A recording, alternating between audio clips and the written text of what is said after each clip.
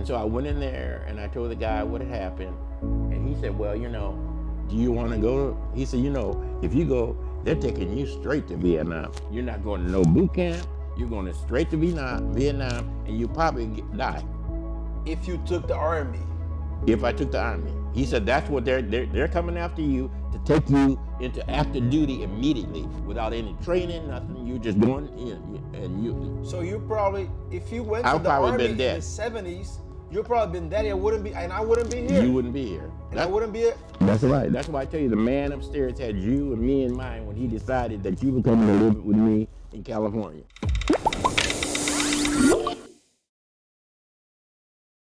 Hi everybody, oi pessoal, estou aqui com meu pai americano, Grant McCarn.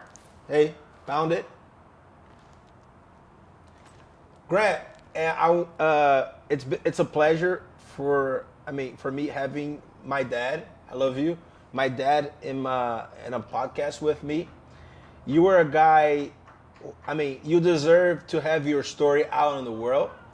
So maybe it's the first of many because you have a lot of stories. You are very inspirational. You're probably the most inspirational man I've ever met. So first of all, I love you. Thank you. Yeah. I know you're mean to me sometimes. Yeah. When you're bad.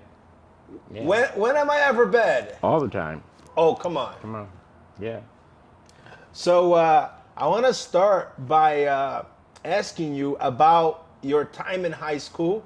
When you marched with Dr. King, how was the whole civil rights? Were you part of the civil rights movement? Yes, I started civil rights movement in my 12th grade. So you were 17 years old.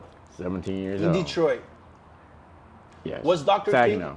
Saginaw. Was Dr. King alive? Yeah. Dr. King was alive. How did you how did you guys hear about Martin Luter King if you didn't have internet or the TV wasn't widespread like that? How did you hear about him? Well, everybody knew about Martin Luther King. Any black folk that live in America, when King was alive, knew who Dr. King was and what he stood for. Right. Peace. I was interested because I believed in King because he's my fraternity brother. Martin Luther King is one of my fraternity brothers. When I went to college, we had to always say, who's your fraternity brother? Martin Luther King was our number one Thurgood Marshall. Thurgood Marshall was in your fraternity? Another fraternity, yeah. So you're from the same lineage, the same fraternity, Alpha Phi Alpha? Yeah, different schools. Different schools, as Martin Luther King? Yes. And so... Are you proud to be Alpha? I am Alpha. Give me the Alpha handshake. Phi Alpha, no.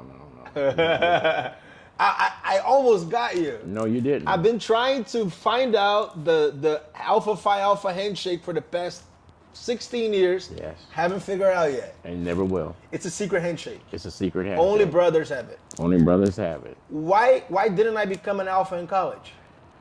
Because you went to the wrong college. You went to a college where they did have Alphas there, didn't they? Yeah. Yeah, but you were more with white fraternities. You wanted to get in the white fraternity, but they didn't get you in. They didn't let me in. And you didn't understand why they didn't let you in. And I didn't want to go to the black fraternities because the hazing was bad. They were beating them. Yeah, we Wait, did. Did you get beat? Of course I got beat. I got beat with a paddle and slapped in the face numerous times. It was part of the ritual. It makes you become a man. I think if you had a little bit more... So you don't regret going through hazing and the fraternity? No, and it was bad. It was rough. I could not even sit down when I went to classes because them beating me with the paddle on the butt, and then with blisters. On the butt? Yes, with the blisters. Naked, No. They would go through hit you through your pants. Yeah, and then when you go home, you take your clothes off, and and why do they do that much violence? It's part of the process. It was part of the process, but now it's not as bad as it used to be because... Oh, so you're saying in the 60s... The state, that was in the 60s. Hazing was not regulated. It was normal. Bad. It was normal, yeah. They regulated it. The frat brothers regulated how they treated their pledges. So after 6 months of hazing, you became brother of Martin Luther King. Oh, no. You have to become a brother, and then you're automatically in. all the brothers throughout the United States and all through the world. Yeah, wherever we travel, you Wherever see you somebody travel. with the alpha, Yes. you meet him, hey brother, there's a challenge. They right? challenge, yes, yeah. They challenge you, and then you challenge them back, and they just grab you, hug you, and whatever, and treat you real well, you know. You know, I created a fraternity in Brazil inspired by your fraternity. Is it still there? Yeah. Oh, okay. Good. More than Well, that's 1,000 good. members. I created Yeah. inspired by you. Nobody knows about it. Yeah, I think you would have been a different person if you had joined a fraternity. Really? Yes, because you would have had brothers there all the time that you could depend on. Yeah, but then I didn't want to go through 6 months of hazing. That's too much for me. So you lost out. Oh, It's a loss. Trust me. Oh, wow. You know how tight I am with my fraternity brothers. right. That's your 50 friends too years, nowadays. yeah. 50 years later. 50 years. We're now doing Zoom Actually, not every 3 55. months. It's 55 years. We actually are doing Zooms every 2 or 3 months to talk to each other, and it's so joyful to see all these brothers. You know, we all got our sicknesses and our illnesses and all that, but we spend a couple hours on the phone and chat. And they're all very successful too. And a lot of them Successful black men. successful black men. Yes, very successful. Oh yeah, talking about success, tell the people what was your job before you retired? He was a boss. Like, No, before I retired, I was the director of quality at Good Samaritan Hospital. Good Samaritan Hospital is one of the best hospitals in California, and he was the director of that thing. The only black director. I mean, there's. No, we had a couple of black directors, OBGYN. But before at Cedars, you were the only black. You were the first vice president of. Back then, you were the first black vice president of. Robert F. Kennedy Robert F. Medical. Kennedy. Robert F. Kennedy Medical Center, where I was vice president for almost 19. I was there 19 years. 19 years. Yes. As a HNIC. HNIC. HNIC is head and the N word. I can say it in front of him. Yeah, in charge. Yes. O negro principal mandando na porra toda. HNIC. Yes. And it was a joke among the black folks because when they would see me, they say, "Here comes the HNIC." Now, the CEO and all of them knew exactly what it was, and they would just smile because they knew what it was. But the black folks that was their joy to say because they didn't think nobody knew it. You know, like we on our time when we come in on time, I always am late, and so they said that HNIC is late. You know, but that is normal. Yeah, but why were you late? Because I like to enter the room when everybody's all everybody was serious. there. Yes. Since I was the only one that was black.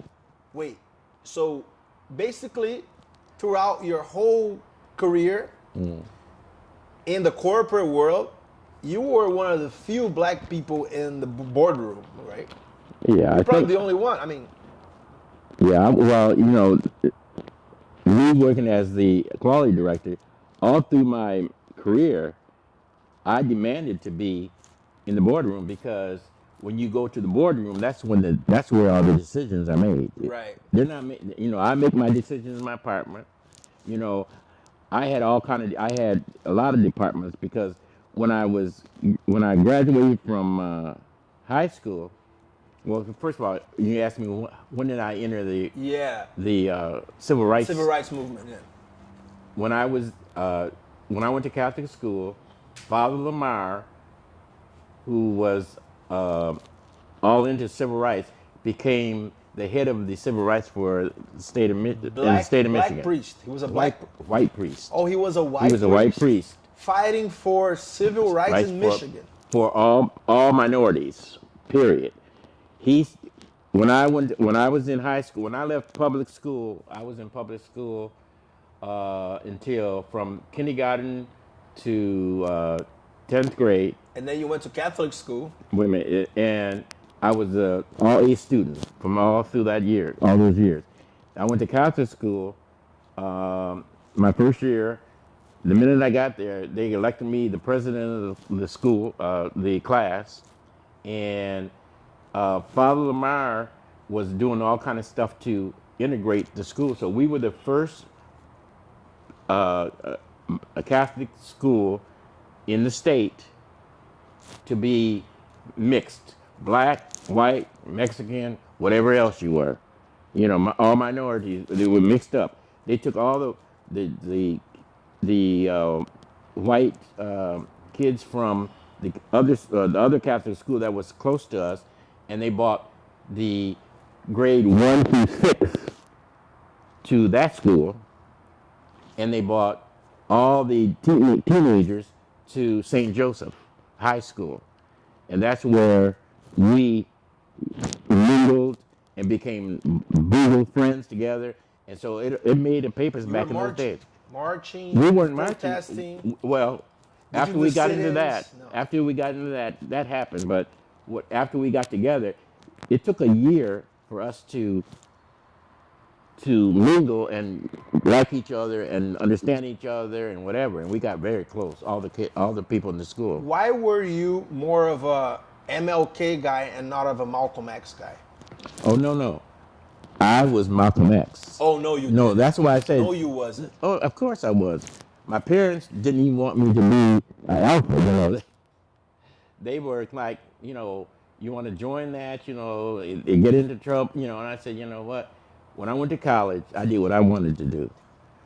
And so... By all means necessary. All means necessary. But I always had a picture of Martin Luter King, because he was my fraternity brother. Right. And he was for peace. But I liked the part of Malcolm X because he had that fight in him, you know. And so our fraternity was really Martin Luther King is our brother, and we did, you know, peaceful things as much as we could. But when we had to get down, we got down. Malcolm X. Yes. Malcolm X. When things were going wrong at the college, and we were a college of 10,000 students with 300 black students. That's it? Men and women. And we did have the issue on the campus one day when they beat up one of the white guy assaulted one of the 2 girls on their way from class. And so the alphas and the kappas, well, the alphas was the only one there at that time, but the interest groups from the kappas and the other ones were there. And they went over and found this guy and took care of him and said, you know, you messing with any of the sisters again, Oh no. we'll take care of it, you know. And so that Like happened. Black Panthers. Right. Well, They were mean. I also was for the Black Panthers too Wait, because you were for the Black Panthers Of too? course. You were Malcolm X and Black Panther. yes, because the Black Panther was not bad. I thought they were bad. No, the media made him as bad, and they tried to kill him, and that's what they were doing. But the Black Panthers in Oakland, California, and other states, they had school for kids who didn't have food to eat. And they did all these wonderful things. Watch the movies that coming out now about the Black Panther. Even looking at movies that come out now about some of the movie stars and stuff where, you know, they were on drugs and all that, it was bad. Well, the police set all that stuff up. That's how they got, the FBI set all that stuff up. You know, I mean, how do you think all the drugs got into the ghetto? The FBI put it in there. They sold it to, got black folks hooked on FBI. There were setups. Yeah, but now just stop and think about what's happening now with the marijuana and all that. The black folks still use the marijuana a lot. They use other drugs too. But who ended up on all this other stuff? The whites. The white kids. Now, when you talk about the... That's true. If you think all about the- it, yes. whites do coke, MDMA, and like all that hard shit, heroin.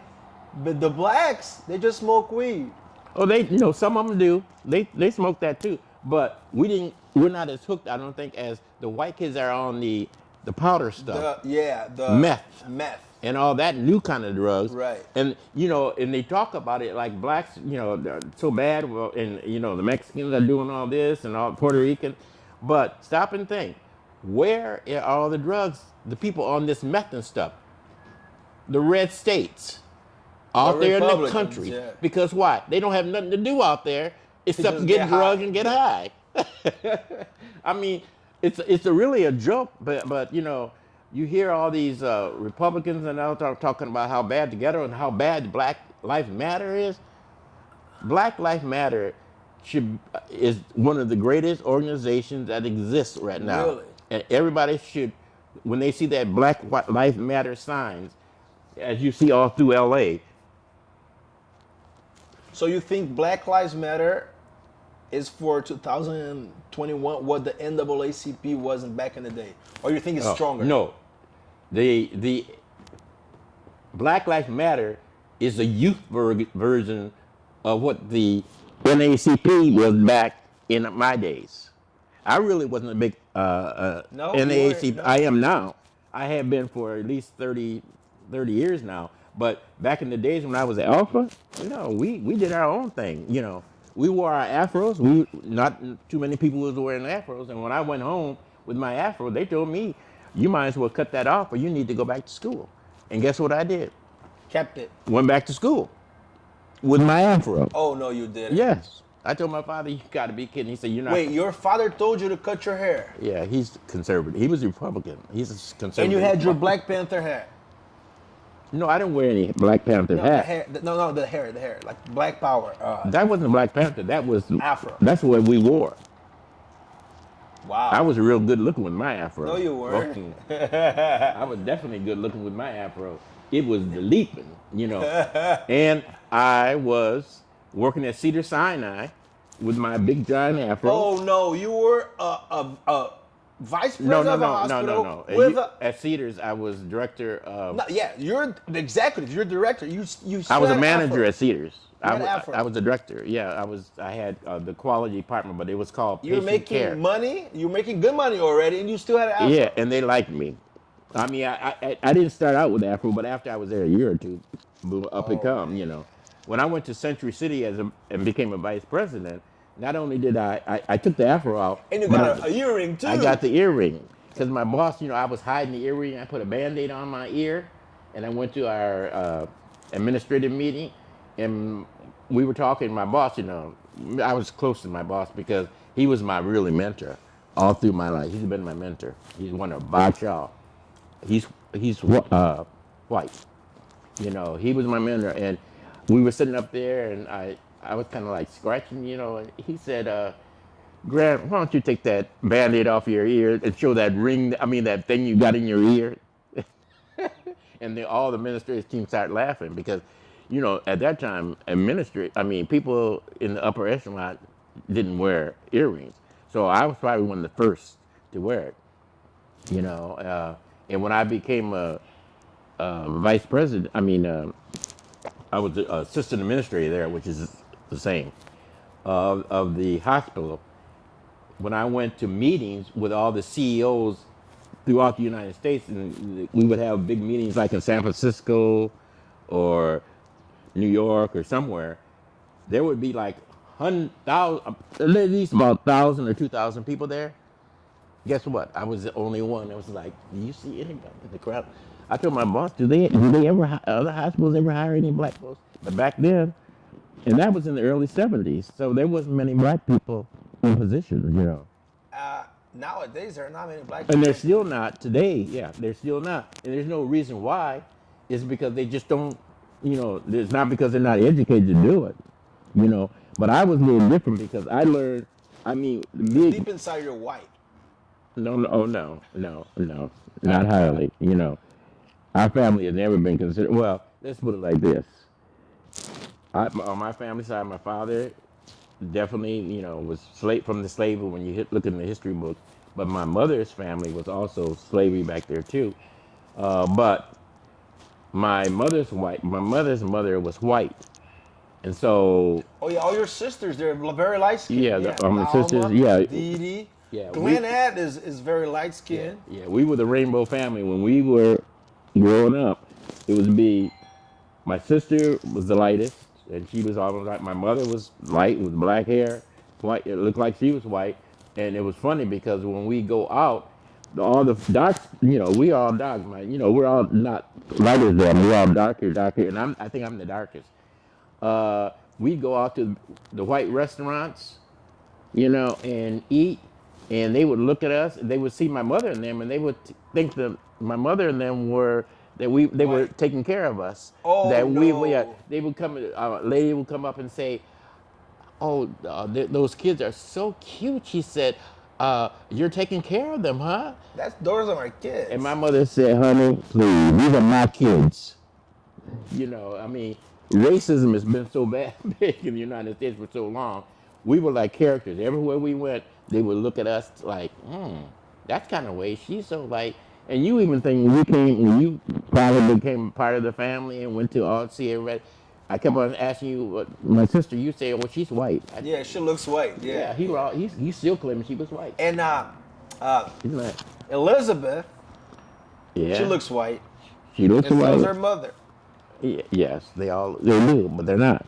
Can you talk about your best friend? What, man or woman? Your woman best friend who's a judge in Detroit? Yeah, my best friend. I had two best friends. My big old Buddy Oates, who I play. He was a basketball player, and he and I were like this.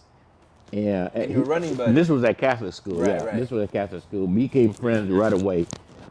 We have the same kind of personality, but he was a star, and we'd travel out, and all the women wanted him, so I got in there too. And you got the seconds, yeah. So and what about Marilyn? And Marilyn was our running buddy too, and what she became nowadays. Yeah, she's got a book out right now of her life, and her life was, she had a dumpy, rough life. Her mother was kind of cruel to her during her life. And she was very successful in her career. But too.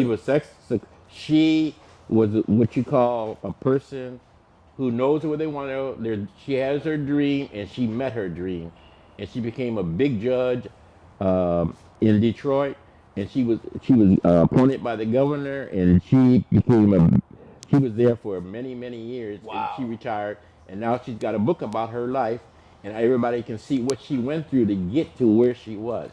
We're gonna put the link down in the video so people will buy her book. Yeah, well, we were in school. She was an organist at the school, and I didn't have a car. She picked me up every day to take me to school. Everybody thought we were girlfriend and boyfriend, but we were family because my mother and her mother grew up as girls, and we grew up from like I think I was 3. We were 2 and 3 years old when we recognized that we wow! So you're like since you were very little, babies and stuff. babies, yeah. And you're friends until nowadays at 73. I'm 73 and she's 74.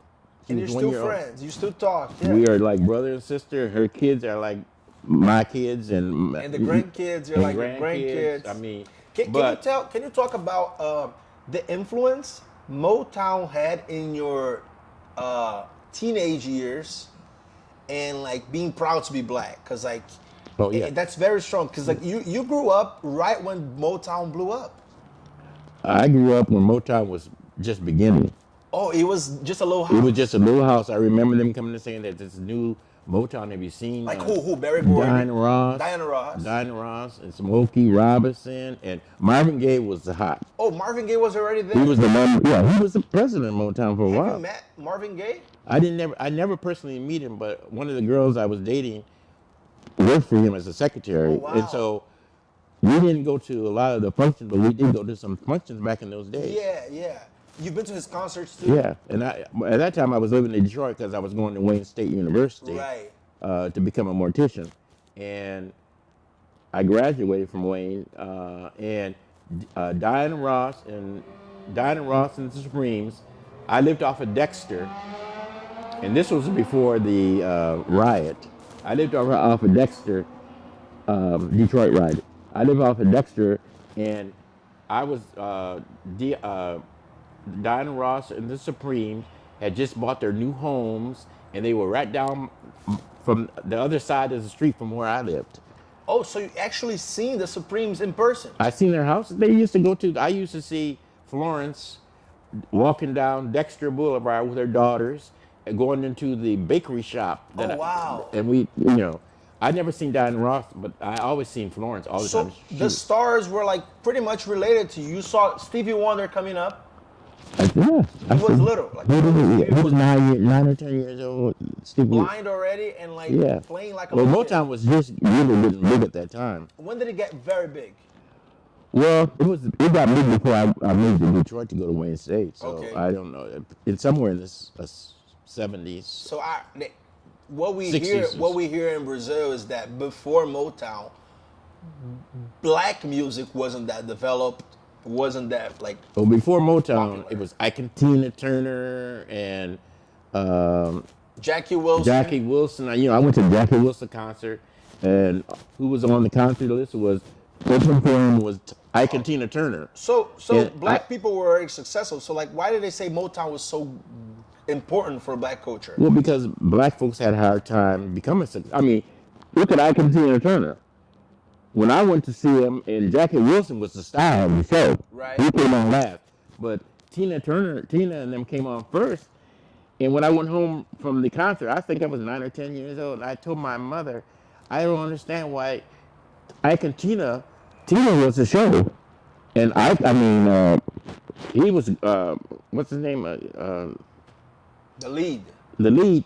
I mean, Ike was good, but he just sat there and played. But Tina, she wiped that concert floor down. And she was hot. And so I told my mother, I thought that it should be called the Ike and Tina show versus Jackie Wilson. But Jackie Wilson came out and he did his thing. He fell on the floor and the girl was on the stage kissing him and all that. Oh, that's Eddie Murphy in the movie, right? Jackie It Wilson. was like, but you have to watch Jackie Wilson. He was a star. Sam Cooke, all of them were great. Sam Cooke. Yeah, they were all stars before Motown. Aretha Sammy Franklin Davis Jr. No. Yeah, Aretha Franklin was a star before Motown too, but she tried to get into Motown, but Barry Gordy didn't put her. I don't think he put her in there because it wasn't the type of singing he wanted. He wanted somebody like Diana Ross so he could go national. Okay. Aretha was more soul sister, church person, and all that, but she outlived Mom, and she did well. So, but anyway, But like, we got off the subject. yeah. But- Why was Motown so important for black people, for black culture? Why did basically when I study African American history in high school and college, they had to talk about Motown. I'm like, why music? What does music have to do with it?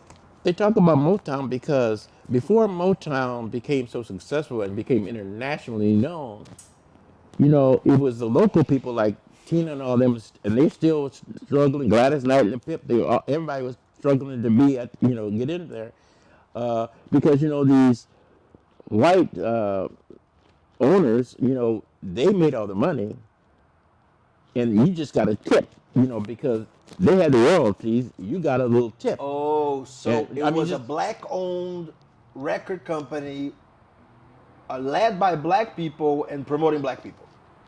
That's what Barry Gordy ended up doing because these people were going to other places, but then he did something similar to what they did because, they started leaving Motown to go to other places like Diana Ross left and Michael Jackson and them left.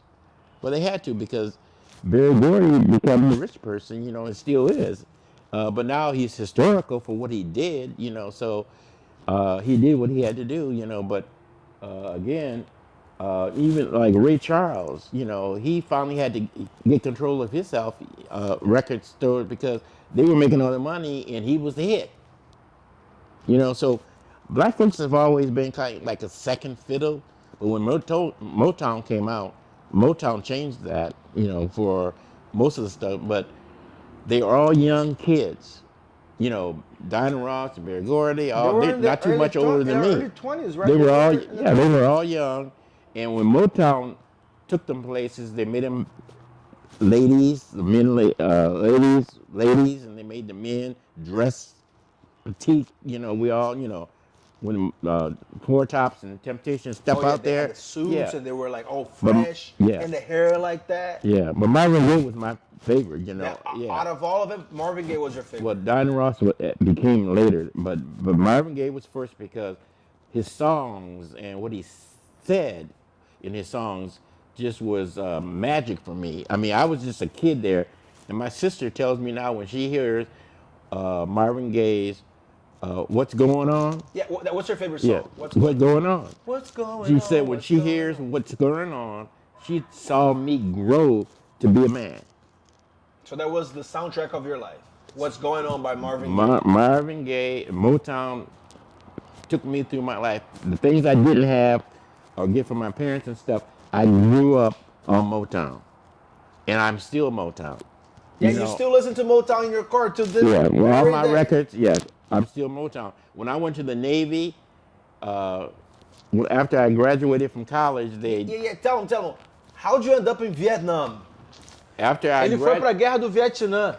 after I graduated from college, and I was deferred, military deferred because Right. I was in college. Right. When I graduated from college in '65, and 65, you got into college. You're 18. 65, I graduated from high high school. When I graduated from high school in '65, and I got into college, and I went and got my first degree at Delta College, and I got a two-year associate degree. And when I finished that, then I went to Ferris, Right. where I became an Alpha. Right. Ferris State, yeah. And I finished there and graduated. And then I went to Wayne State and got to be the mortician and graduated. I took my license in Michigan, and to this day, Are you still a I'm mortician? still a licensed mortician. I got the card I renew it every 2 years. There's a dead body here. You know how to fix it up. Yes. To this day. To this day, I'm still a licensed mortician in the state of Michigan. So you've seen a lot of dead bodies in your life. Oh, I did over 1,500 before I started going back for my master's degree. Oh, wow. Because by that time, right after I graduated from college. And Navy took you. And got the Navy. No. I was drafted in the Army. After I graduated from college, myself and my two fraternity brothers went on a trip it was Christmas weekend. We went on a trip to Jamaica, and we went there. Smoke weed. No. Nobody was doing weed. Well, they were smoking weed. They were smoking weed there, but it was different in Jamaica. Oh, it was different. It was different in Jamaica. But we went. We were invited by John Matlock, who's my fraternity brother, who is a big hot shot at University. Everyone's successful. All your brothers are successful. Yeah, they were successful. Anyway, when his girlfriend's mother was the educational person for the islands, for Jamaica. Right. And so she and her daughter was going to Jamaica, and so her daughter invited John, and John said he wasn't going unless he could take a couple of his brothers. And y'all So she paid for all of us to go, and we went to Jamaica, and I had just graduated from Wayne State. Wayne State. And then on the way back to America, No. Uncle Sam called you. No, while we were in Jamaica, I got a emergency call to our hotel from my father to tell me that I got a letter and it says Uncle Sam. And Uncle Sam recording you. Huh? Uncle Sam wants you. Like, it was Uncle Sam. And I said, well, what is it? I said, did you open it? He said, no, it's your letter, your mail. I said, open the letter. I'm in Jamaica. And so he opened the letter and he said, you have to welcome. I forgot what the slogan was, but it says, welcome. Oh, you are now in the Army. You have to show up on this date. And the date was somewhere in January for me to show up. And I'm in Jamaica for 2 weeks, and I'm thinking like, well, I can't go. So what I did was I left. I was pretty upset. And I told my father, why would, he said, he sat on it for a while. And I said, well, why would you sit on something that says Uncle Sam on it, And he said, well, it's your mail, Anyway, we were leaving. I had left the house, and I remember that when we first arrived in Jamaica, they had a recruiting station there, and it was Army, Air Force, Navy, and Marines. And so I asked the lady that invited us there, could we go down there so I could see what I could do about me being enlisted. So she took me down there, and I went in and I told them that I was here on vacation in Jamaica, and my father just notified me that there was a letter from military saying I had to come. And I said, what can I do? And the guy said, well, let's look. He went on the computer and put my name in and all that. And they said, you have to go to Vietnam. And he said, wow, yes. your name is there, and you got about 4 days or so before you have to be there. And I said, well, what happens if I'm not? He said, you go to jail. He said, you can't. Wait, if you didn't turn yourself in to the military, you would go to jail. Yes. That's how it was. Because it was considered absent without leave. How? I mean, I'm sure there were a lot of white people who didn't go. Oh, yeah. there's a lot of white folks that didn't go. But I found out later I found out later that my name was on the top of the list in our city for me to go. They had been waiting for me.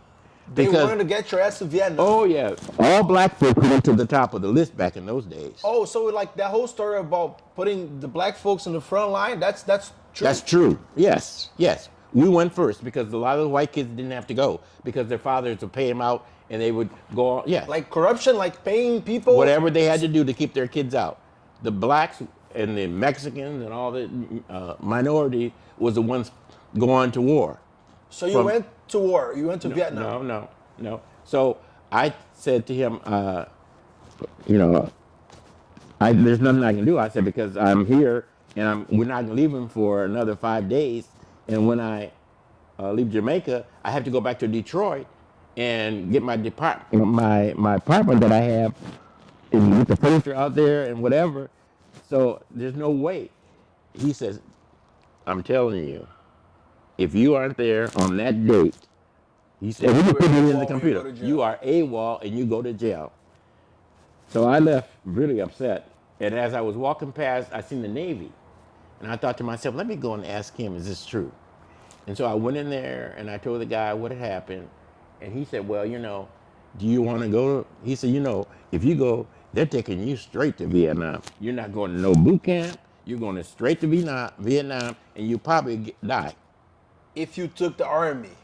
If I took the army. He said that's what they're coming after you to take you into active duty immediately without any training, nothing. You just going in and you. So you probably, if you went to the army in the 70s, you'd probably been dead. I wouldn't be here. You wouldn't be here. And I wouldn't be. That's right. That's why I tell you, the man upstairs had you and me in mind when he decided that you were coming to live with me in California. So by this much, you didn't go to the front line of Vietnam. You went to the Navy, which was a little different. Yeah. When I went, so what this guy did was he went and called Washington, D.C. He told me there's one way I can get you out of this, but you have to agree to do it. He said, if I get you out, you got to do 4 years in the Navy. And I said, well, I'd rather do 4 years in the Navy than go to the Army and go straight to Vietnam and die. So he said, well, I got you. So he filled out the papers, all that. Then he called Washington, D.C., and he told the whoever was up there in that seat, it was like top branch, that Mr. McIron wants to come out of the Army and go into the Navy, come out of the Army for 2 years and go in the Navy for 4. So he told the guy exactly what he was going to do. And then so that I came out, he said, just a minute, let me give it to Mr. McIron. I said, yes. He said, Mr. McIron, he told me that you want to go into the Army, Navy for 4 years and give up being in the Army. I said, yes. He said, I will grant you that wish. Good luck in the Army, Navy. That's the only reason I got out of it. And he said, you don't have to go until February. And that's otherwise, you bought time. I might not even be here today because blacks went in. Wait, niggas were dying there. I mean, the blacks were dying. Black folks were dying, yes. In the front line, yes, they said that USA won the war, but they were killing black people.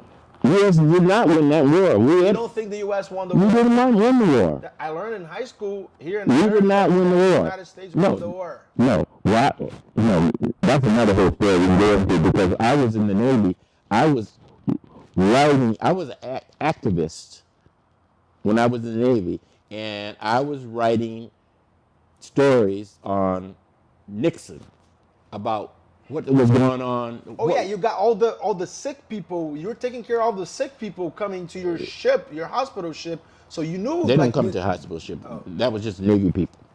No, that was I took care of Navies and Marines on the ship. We were there. That's when we went. But before I was in the Navy, I was in San Diego in the Navy and stuff like that. But anyway, let's see where we were at. What we were talking about? Nixon. You're telling stories about Oh yeah, Nixon? I was telling when I got to. I had to go overseas to Japan. Japan. And when I went to Japan, I was sent to Okinawa. Okinawa. And so I was on the Okinawa. military base. Yeah, and I got there and I became very active because I was seeing what the newspaper was saying about where we were, what we were doing, and I was there saying that no, I'm not there, and that's not what we're doing. You know, it's a whole bunch of stuff that goes on that's reading the paper that's untrue. And so I was writing the paper. I was verbally. I didn't write because I didn't want them to find out what I was doing. But I allowed other people. We go out on the beach, and then somebody would come and report the story we told about where we are, where we're going. My parents didn't know we were in Vietnam, but I told that we were heading to Vietnam because the Filipino girls that we were dating, they found out everything, and they would come and they said, your ship is getting ready to leave to head to Vietnam. I said, oh no, that's not true. She said, yeah. So I went back and then I asked them. You were kind of a whistleblower. Who? You were a silent whistleblower. I was a silent writer about what was going on. And maybe you kind of contributed for Nixon to go down and the war to end. Pretty much. No, I had nothing to do with that. Nixon was going down because people out on the street, the activists were out on the street against Nixon. Against Nixon and the war. Yes. And that's why he finally got booted out of there. Watergate, right? Yeah, because the military they had to follow what Nixon says. I, as a military man, Commander in chief, yeah. I was supposed to do what he said, but I did what he said.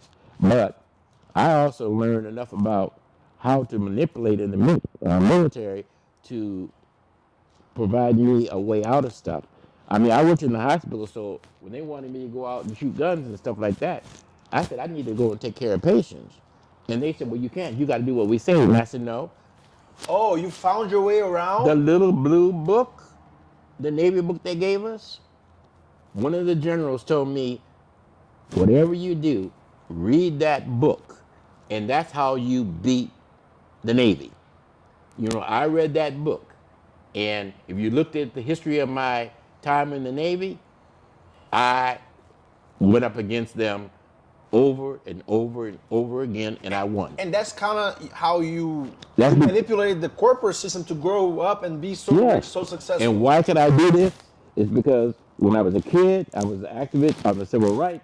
We went out there and we fought to close those restaurants, and then we went in there and helped the people that were poor in the city paint their house and stuff like that. We went in there juvenile and moved the little kids out of there with the grown-ups that was raping them and doing all this stuff. We did that as teenagers. You were protesting, you were an activist, you were a social civil rights. Yes, under Father Lamar. He gave these projects to us. He said, you need to go out here. These welfare people need their house painted and stuff. And we would go out there and do it. You have so many stories. Yeah, we have to do another one. One of these. Yeah. Let's fast forward to 2005. What happened? I mean, you were a very successful man in 2005. You were already 58 years old. And all of a sudden, you got a son. Yes. Well, one day I was, like you say, I was successful. You owned a home in LA, and you owned 3 homes in San Diego. Right. And I was very rich, very successful. Member of the Playboy Club. I hang out at Century City. Wait. You were hanging out at the Playboy Mansion with Of course. Hugh Hefner? No, not the Playboy Mansion. I said the Playboy Club. And what's the Playboy Club? In Century City. That's a strip club. The Playboy girls were there. Oh, wow. So you were hanging out with the stars. Yeah. You had as a vice president, our boss bought all the vice presidents cards to the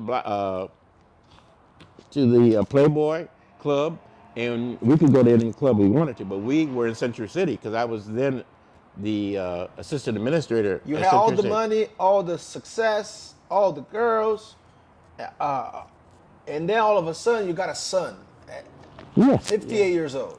Yeah, when people asking me, I was at a function at my house. We had a few people over to play bid whist, Right. and it was like on Friday, and we were in West Hollywood. That's where I lived on Kings Road, and we were talking about success, and they said, you're still single, you were successful in your job and all that. What didn't you get out of life that you would do now? What would you do over? And I said to them, well, my mother really was an educator and said, get that education. And I said, she died when I started high school. But I always heard her word, and I fought to do well in school. And when I got to go to college, and even when I went to the Navy and stuff, I said, I still need to go further because I got the mortuary degree. But now that I've been in California so long, I want to live in California. So I went to the California colleges, and that's when I lived, I kind of changing that myself. But I was sitting The there. only thing you were missing was, I want to have a kid. No. What I said, that if I had to do it all over again, I probably might have got married, but it was hard for me to do that because I didn't have enough money to go to college and do all the stuff I was doing and try to get the master's degree. And they Take care of other people. But I You're did taking care of party. Now yourself. I did party. I mean, every day in Los Angeles, it was like go to work at Cedars, come home, go to school, do your I heard classes. it was like 7 days a week partying. 7 days a week, and then at 10 o'clock, I was in some disco in Los Angeles, or Orange County, and I did that. But I was young, so I didn't do drugs, but I really didn't drink because I would drink. But you were water. always going on. Very active, very active. The life of the party at the dance club. But I did say the only thing I think I missed out on was being married, having a wife, and having kids, And I said, one thing I always wished that I had a son. 3 months later, Ryan, I get a notice from my manager down in San Diego that was managing my houses that he's taking in a student From Brazil. And I thought, wow, him and his wife taking the student. They can barely take care of themselves, but I guess, I couldn't figure out how he got you there, And so then y'all came down here to L.A. When the day you arrived, he was supposed to be coming down to L.A. to cut my grass and stuff like that, and he bought you. And that was the first time I met you at my house. Yeah, in I was LA. doing like moving trash. Yeah, and so And dust. Yeah, he was coming down to do the grass in the yard, and he had Ryan out there doing it. I looked at Ryan, and he looked like he was struggling, He ain't never did any work like that I in have his never life. done like yard work or like heavy work like Yeah, that and dirty stuff and my allergies with the cats and all of that. I was struggling, man. Yeah, I know you were. And so when they finished, they did a great job, and then they were going to head back to San Diego. So I said, let me take you out to eat. So I took him out to the Cheesecake Factory. Over there in Beverly Hills. Yeah, in Beverly Hills. I took him to the Cheesecake Factory, and you gave me a nice Jordan shirt. I gave you a Jordan shirt, and you guys left to go back to San Diego. And I seen Ryan, I went to San Diego every weekend after I left LA on a Friday. And I would come back on Sunday. And so when I got down there, after Ryan arrived, he was I was Catholic. I'm Catholic, and I would go to church every Sunday. And I said to Ryan, "What are you? What faith?" And he said Catholic. So I said, "You want to go to church?" So he said, "Yeah." So every Sunday, I was down there, and Ryan would go to church with me.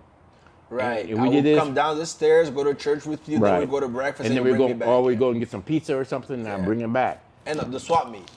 Swap meet. Yeah. And so we got to be good friends. So I told him that LA was going to have a big black business expo, and since he was going to be at the Staples Center. Right there. Yeah, and that he was going to be Right there. Yeah, and he needed to see how these black businessmen worked, and because that's the career he was going into. So we come back, that was going to happen, and then the week before. It was the week after the Black Business Expo. Yeah. Yeah, it was the week before the expo. I get a call from San Diego, Ryan School, saying that he had been taken out of the house, and that he was now getting ready to go back to Brazil. He and 4 other students were taken from their houses that they were living in, going to Beverly, And I said, well, what happened? They said, well, they couldn't find him, and so supposedly the people upstairs, your tenants up there, threw him. The women threw him out. They kicked me out. They kicked him out. And he luggage. took his stuff and he left and he went right outside. Yeah, and so he wasn't staying there. He was sleeping downstairs by my house, And I'm thinking like, you got to be kidding. So when I went down there that weekend, I found out what happened, and I said, boy. So I said, I'm going to try to help you find a place because you spent all that time winning all that stuff to get to L.A., and now they're going to send you back. I said, and you're smart. I mean, I can't believe it, And I said, so I called the priest at the Catholic church, and I said, after church, can we talk to you? Because I need to talk to you about Ryan. And he said yes. And so we went there. I told the father what was happening. So he said he would put in the church bulletin and call people to see if somebody else could take him in. And nobody wanted because money. Nobody could take him in. Some of them wanted to take him in, but none of them had money. They had kids of their own, and they thought money was coming with it, and there was no money. So they said, it's volunteer. We can't do it. We can't do it. You can't do it. So then I said, well, I mean, the guy's here. He's doing all A's in school, and now we're going to send him back.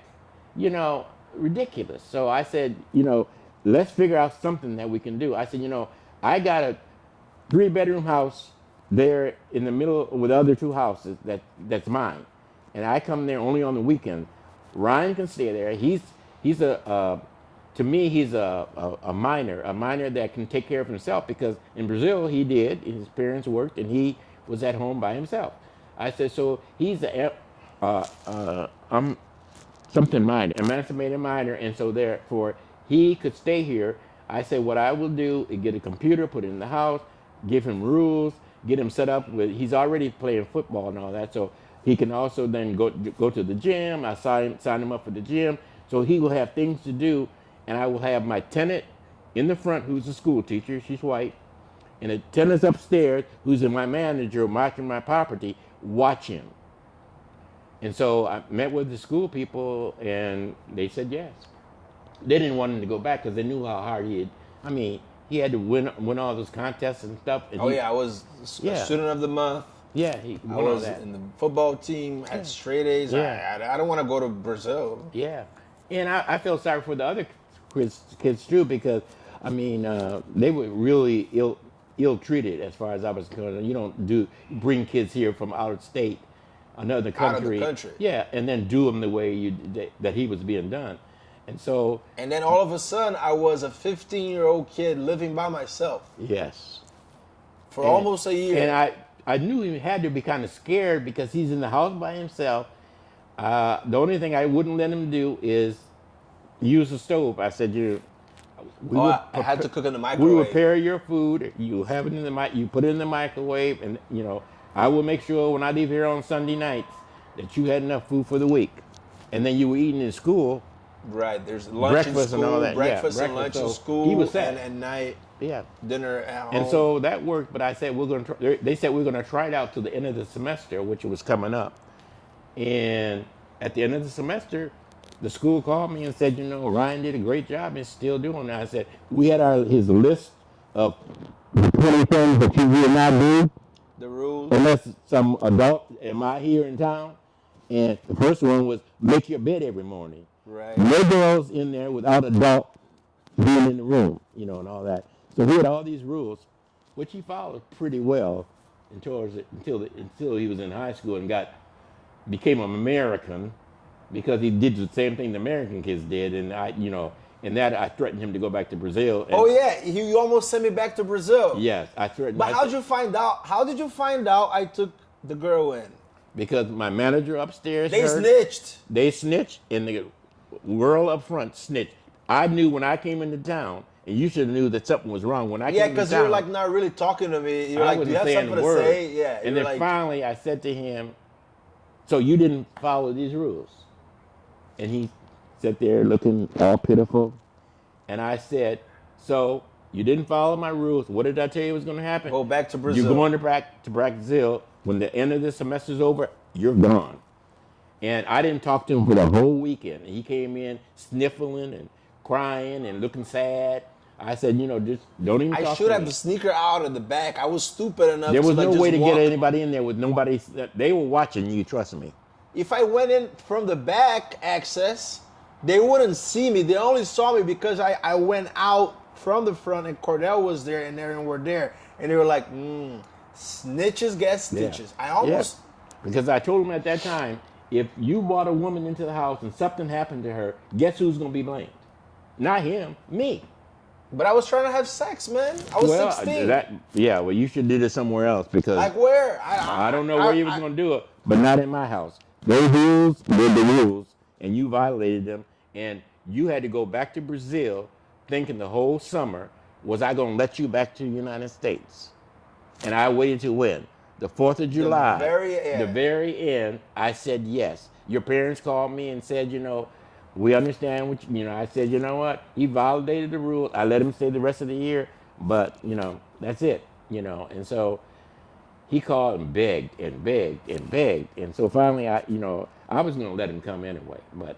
Oh, so you're just being mean to me. They're laughing. Yes, I was. Being mean to me. You had to learn a lesson, And the second time was when he graduated from high school, he said he was going to stay out all night. I said, not here.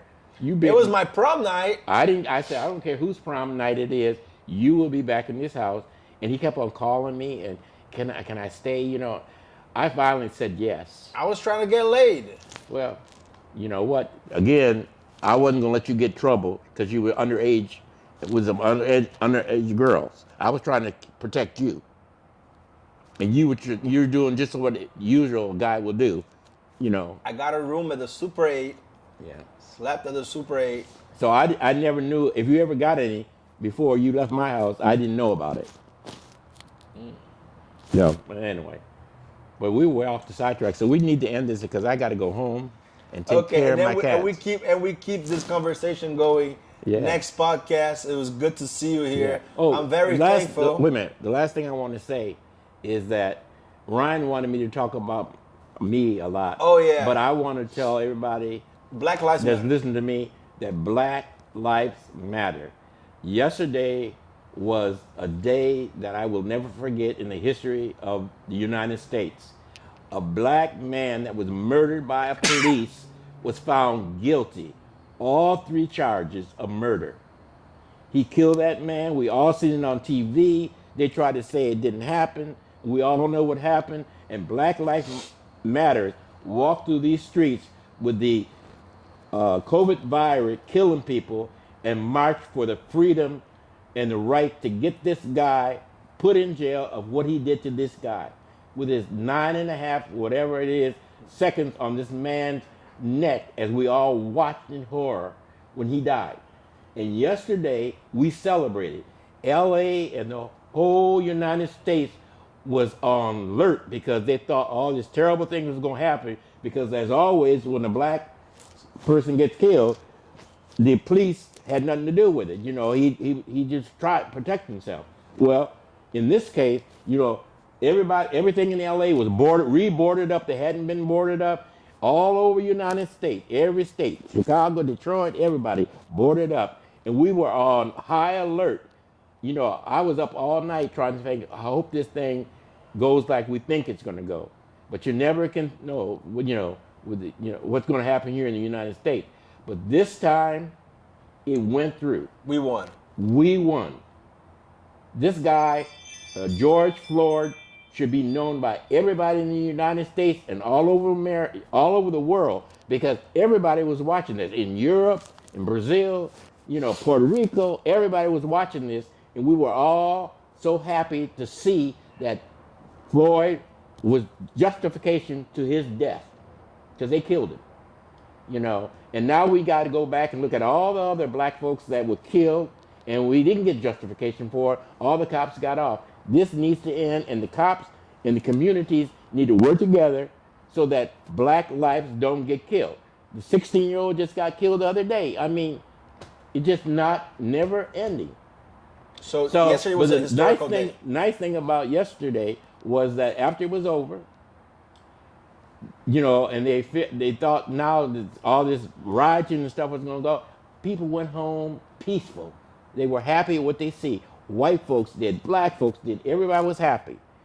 But now we're in the next day, and this stuff is still going on, and we need to make sure that Black Lives Matters continue. And that organization has done a wonderful thing.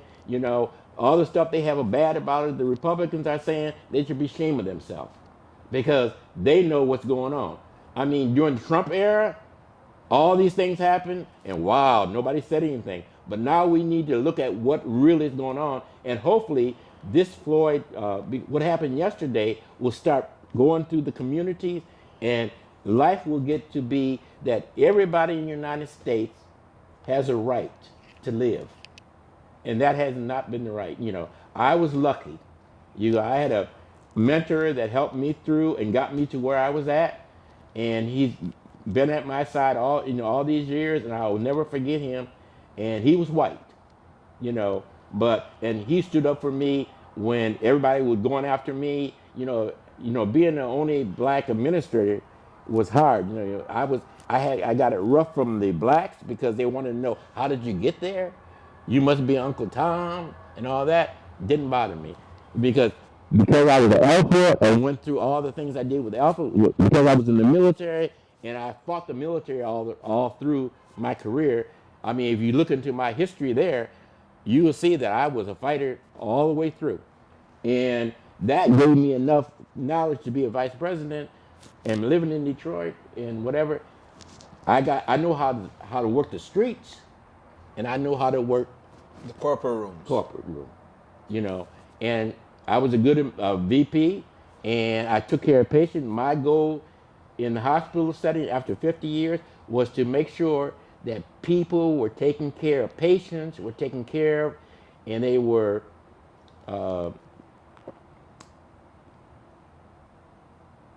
given their rights to and not be harmed in the hospital. So I worked for the hospital, but I worked for the patients. I was an advocate for the patients. I was an advocate for the doctors, and I kind of measured it in, and I fought for both, all the sides. And the patients, I helped so much. My staff, I had a staff of 10. I had, they were mostly nurses and administrators. They were nurses, and I had a couple of doctors. Two of the Filipino, they were doctors in their own country, but in the United States they couldn't get their license. So, but they worked as doctors and they monitored the doctors. So we did a great job at all the hospitals I worked at to make sure that patients' rights were protected.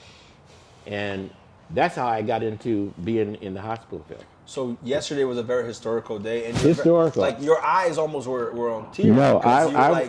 I was having the treatment when I watched this on TV, and the tears rolled down my eyes when they said guilty, guilty, guilty. And I yelled out to all the people that were around me, all the patients and the staff, he was found guilty. I said, guilty, guilty. And they cheered. They cheered. They cheered. Wow. So to me, when I talk about myself or my, history, although my son, he is my son, I'm his American dad. But when I talk, but civil rights, and the rights of the people, black folks have gone through for 400 years and it ain't ended yet. And we need to continue to fight. So fight for Black Lives Matter. When you see them on the street, You know, there are some bad ones that come in the group, but it's not them. They're trying to fight for our freedom. I mean, I watch the people in Europe and all over doing the Black Lives Matter thing, you know, and it's important. So, anyway, I'm through for the night. Hey, esse é o cara. That's Ryan, my idol. É o meu ídolo. Grandma Carr, my papa. Yeah. Thanks for sitting down right here at your own home. Mama shake. Oh, you don't want to give me a hug? No. No? You know, I still wear my mask. I got my shots. I haven't given a hug on my dad in like 2 years. Yeah. I got my shots. But you still they said they them. got theirs too. But you see, I got my mask, and when I leave here, You're going to put it on? Yeah. We had to remove people from the room tonight because Yeah, there were 6 people back there to watch your life story, and they have to see it later and on YouTube. And I see it on YouTube. And on Spotify. After y'all do it, finish filtering it and all of that. É isso aí, rapaziada. Chega aqui, Dé. Chega aqui, Gui. Ó, Yeah, come on. esse foi o podcast mais especial da minha vida. E it's just the beginning, because we're gonna aqui é o Gui, aqui é o Barbatano Dé. These guys have been, I met these guys when Ryan first got here, and we went and had lunch at a soul food restaurant. Crenshaw, on Crenshaw. And these guys were there, so I feel comfortable around them because I know they're okay. But, you know, I still got my mask, and when we go out somewhere, I'm with my mask. You got the mask. And everybody should be wearing that mask, because even though you got the shot, the virus is not gone, and it's not going to be gone until everybody starts doing this and get their shots, and then it'll finally start going away. And Black Lives Matter. Hey, Yeah. to the next episode, we're gonna Okay. keep talking. Okay. All right, papá, take it easy. Direto aqui de Los Angeles, esse foi mais um podcast. Tamo junto e é só o começo.